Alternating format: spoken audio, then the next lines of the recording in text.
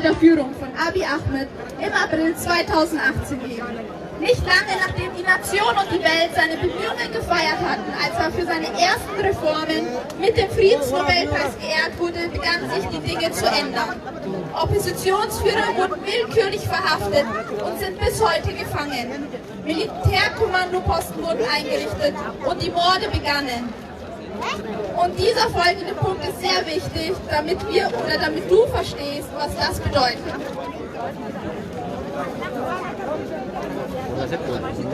In einem Land, das eine konstitutionelle multinationale Föderation sein sollte, löste Abiy die multinationale Struktur der Regierung auf. Eine äußerst beunruhigende Entwicklung für die Oromo und alle Nationen und Nationalitäten in Äthiopien, die nach Selbstverwaltung und Selbstbestimmung streben. Was wir nicht vergessen dürfen ist, dass Abiy Ahmed kein gewählter Regierungschef ist und dass er seit seiner Ernennung wenig Anstrengungen unternommen hat, um freie und faire Wahlen zu gewährleisten. In diesem Zusammenhang und im Kontext eines Äthiopiens, das prominente Aktivisten ermordet, befürchten wir, dass Hachalu Hundessa ermordet wurde. Über 40 Millionen Menschen stehen noch immer unter Schock und Trauern. Der Onkel von Hachalu wurde 2 Tage nach der Ermordung seines Neffen vom Militär getötet.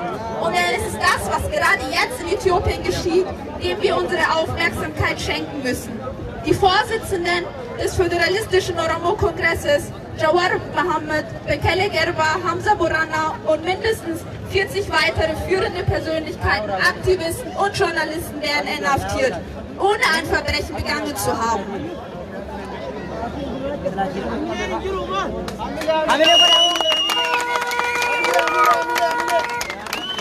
Kanaaf jecha afaan Jarmaniitiin wal gargaarree dhaadannoo akka dhageessisnu isin gaafanna.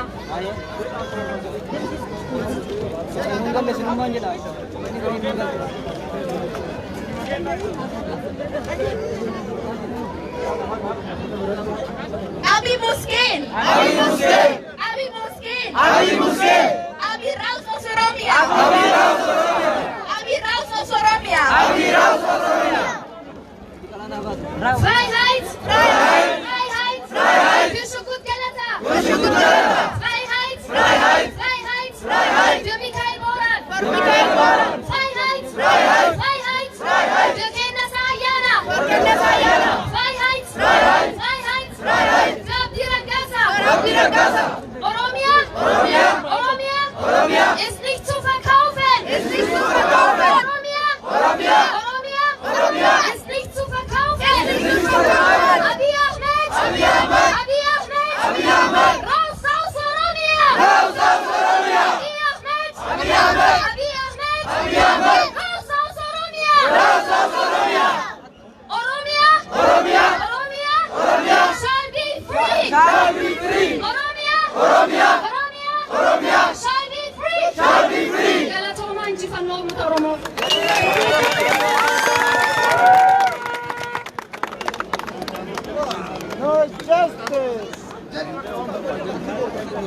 Justice for Hachalu Hundessa. Justice for Hachalu Hundessa!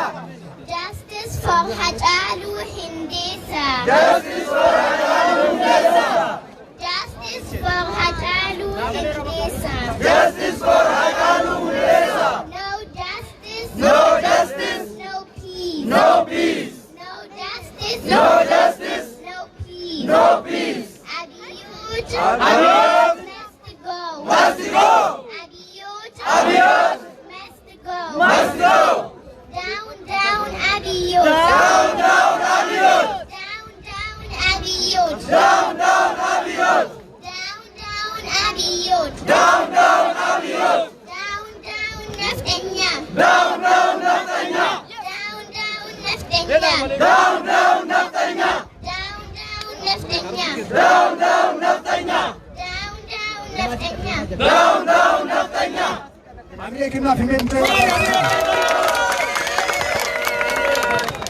Gidduudhaan obbo Abduu Qaadii Abbaa Jabal Abbaa nama hayyamaa hiriira guyyaa har'aa fudhateedha waan jedhu qaba. Okay, jirtu miti? Baga jiraattan amma odeeffannoo tokko tokkoon isiniif kennaa. Tokkoffaa hiriira marsaa ja'affaatiif goone as magaalaa Nuurambarg irratti inni jalqabaa Hacaaluun wareegamee guyyaa lama booda asuma Nuurambarg teenyeeti xiqqoo sagantaa gaddaa goone san booda Firaankifaart irratti hiriira guddaa goone san booda Berliinitti yeroo lama goone torban darbe Munshinitti arrammoo deebinee asitti wal agarre ja'affaa jechaadha. Haga hidhamtoonni siyaasaa hiikamanutti haga gaaffiin keenya deebi'utti haga Abiyyi aangoo gadhiisutti Awurooppaa keessatti lafa sochoosuun itti fufa. Dippiloomaasiidhaan injifannoo arganneen isinitti hima tokko tokko. Tokkoffaa yeroo Berliin jirrutti Angelaa Merkel kallattiidhaan Abiyyitti bilbiltee mirgi ilma namaa Itoophiyaa keessatti akka kabajamu akeekkachiiftee jirti. Inni lammataa ambaasaaddarri Jarmanii Finfinnee jiru, ambaasaaddarri Ingilizii Finfinnee jiru, ambaasaaddarri Scandinavian States ka Norway, ka Denmark, ka Finland, ka Finfinnee jiranu hidhamtoota akka Jawaar Mohaammed, Baqqalee Garbaa haala isaan keessa jiranu hordofaa jirraa jedhanii barreeffamaan deebii nuu kennanii jiru. Inni sadaffaa miidiyaalee gurguddaa biyya Awurooppaa, biyya Ameerikaasi dhimma Oromoo erga Hacaaluu wareegame asitti gabaasaa jiru. Addunyaan sagalee Oromoo dhaga'aa jirti. Ammas hin dhaggeessifnaa hin dhaabbatu jechaadha. Inni kabiraa maalinni yeroo gabaabaa keessatti Awurooppaa gamtaa Awurooppaa fuulduratti hiriira guddaa ni goona. Mariin taasifamaa jira. Karoora qabnaa. Kanaafillee qophaa'aa warri deemuu dandeessan haala yeroo yoom akka ta'e warra koree hawaasa Awurooppaa wajjin mari'atamee kan murtaa'u ta'a. Waan tokko hin dagadne injifannoo kabiraa. Ministeerri haajaa biyya alaa biyya Jarmanii hawaasa Oromoo wajjin beellama godhachuuf akka fedhii qaban nu beeksisanii jiru. Kunis injifannoo guddaadha. Kanaafuu Abiyyis ta'e Biltsiginnaan akka fedhan sana ummata keenya irratti dhiichisanii ummata keenya doorsisanii hidhanii poolisa tokko mana qeerroo tokko irratti ramadanii biyya bulchuu hin danda'anu. Amma afuurri keessaa citee baqatanutti duukaa buunee isaan saaxilla. Yeroo lama dubbadheera har'a Nuurambarg irratti saayikilii kiiloomeetirii 20 oofama. Sagantaa adda addaa waan jiruuf sagantaa kana akkan torban darbutti taasifnu nu gaafatanii lakkii jenneeti waliigalteedhaan sa'a lamaaf asitti nu hayyaman. Torban dhufu iidatu jira waan ta'eef ummata manaa bahaa jechuun rakkisaadha. Iidal adhaa waan ta'eef jechaadha. Kanaafuu sagantaan keenya amma suuta jedhee ni goolabama. Karaa biyyatti garuu qeerroon ummanni Oromoo waan nuti asitti godhaa jirru hamlee guddaa horachaa jiru saatalaayitiidhaanis biyyatti waan amma nuti asitti jechaa jiru dhaga'aa jiru. Wanti sana caalu hin jiru ummata keenyaaf hamlee ta'uu caalaa. Umarratti yeroo amma sa'aatii 13 xiqqoo naannoo sa'a 13 shaggaan xumurameera jedhu please naamusa Oromoo agarsiifnee baanoofatti sila baanoofatti ijoolleen keenya Habashaa wajjin walitti bu'u poolisiin nu hubachiisee jira. Kun gaarii miti yeroo amma deebitanu sana hin godhina jedhanii nu gaafatanii jiru. Sanallee gaa injifannoodhuma ummata keenyaaf jecha waan kana obsaan bira darbaa Habashoonni har'a hiriira godhan warra Biltsiginnaa deeggaran miti. Kana asirratti goolabeen dhaamsa Biltsiginnaa afaan Amaariffaatiin tokko jedheetanii ajalu.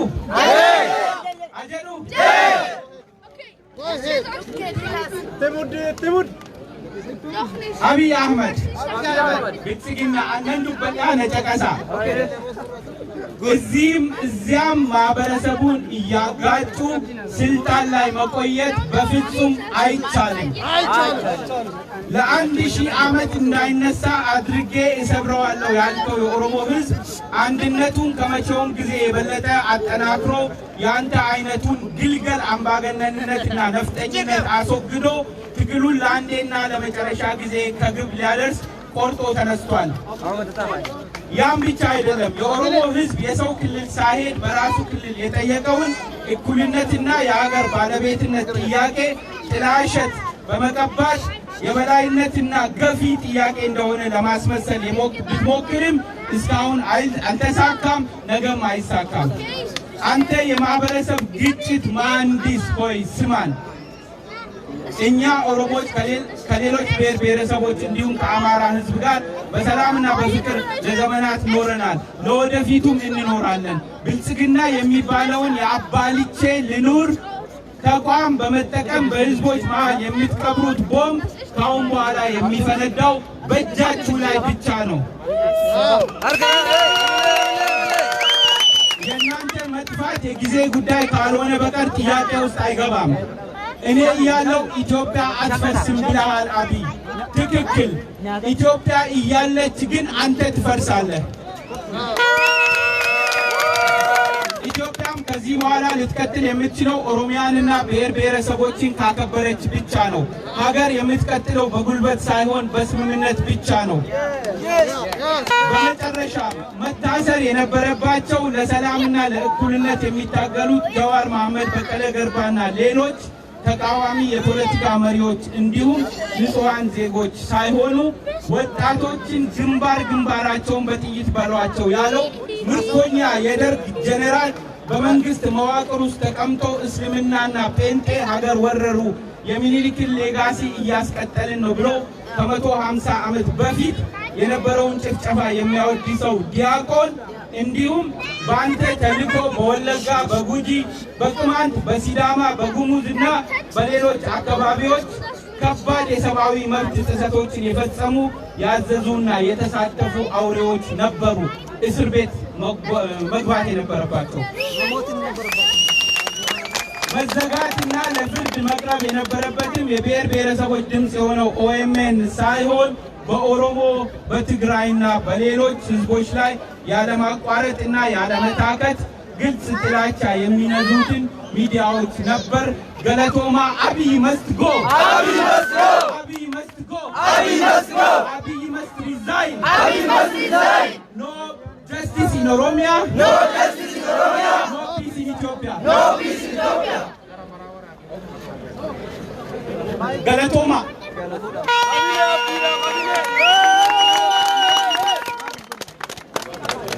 Oromo jirtu, Jirra, jirtu, jirra, Oromo jirtu, jirra, Kerro biyya walii jirra jedhaa jirtu, jirra, Oromo jirtu, jirra.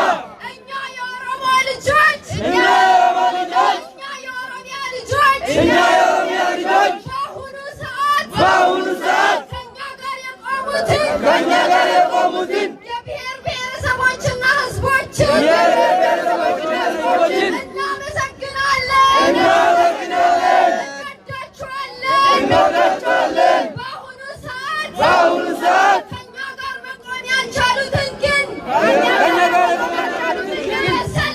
በሰላም ከቄሮ ትግል ስር ከቄሮ ትግል ስር መንገዳቸውን እንዲለቁ መንገዳቸውን እንዲለቁ በአክብሮት እንጠይቃለን፣ በአክብሮት እንጠይቃለን፣ በአክብሮት እንጠይቃለን። በአክብሮት እንጠይቃለን። አብይ መስጎ፣ አብይ መስጎ፣ አብይ መስሪሳይ፣ አብይ መስሪሳይ፣ ዳውን አብይ፣ ዳውን ዳውን አብይ፣ ዳውን አብይ፣ ዳውን ዳውን አብይ፣ ዳውን ዲክታተር፣ ዳውን ዳውን ዲክታተር፣ ዳውን ዲክታተር፣ ዳውን ዳውን ዲክታተር፣ ዳውን ነፍጠኛ፣ ዳውን ዳውን ነፍጠኛ፣ ዳውን ነፍጠኛ፣ ዳውን ዳውን ነፍጠኛ፣ ዳውን አብይ፣ ዳውን ዳውን አብይ። free all political prisoners, Free all political prisoners. free Jawar Mohammed, Free Jawar Mohammed. free Baqqala Garba, Free Baqqala Garba. free Jatu Takkale, Free Jatu Takkale. free Jatu Takkale, Free Jatu Takkale. free OMN journalists, Free OMN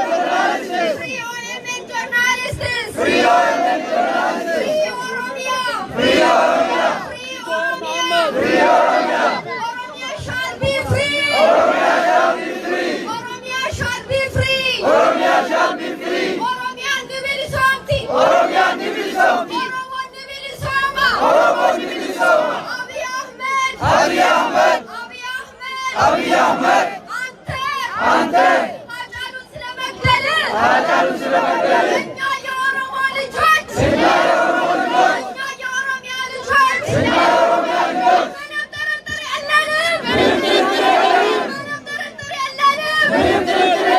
ድራማችሁን አቁሙልን። ድራማችሁን አቁሙልን። እኛ ሰችቶናል። እናንተማ ሰችቶናል።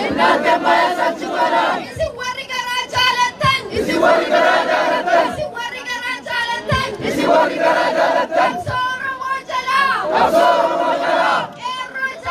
Qeerroo jalaa. Oromoo jirtu. Jirra jala jirtu. Dhiigaa jaaluu dhibaaf namoo hin baafnu. Naftanyaa nyaarii namoo hin aariine. Dhiigaa jaaluu dhibaa. Oromiyaan ni bilisoomti.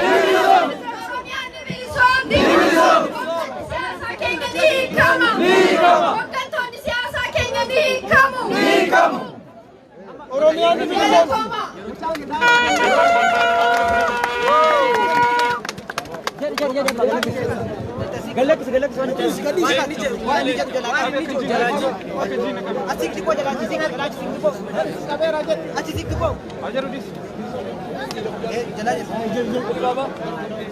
Abiye Muske.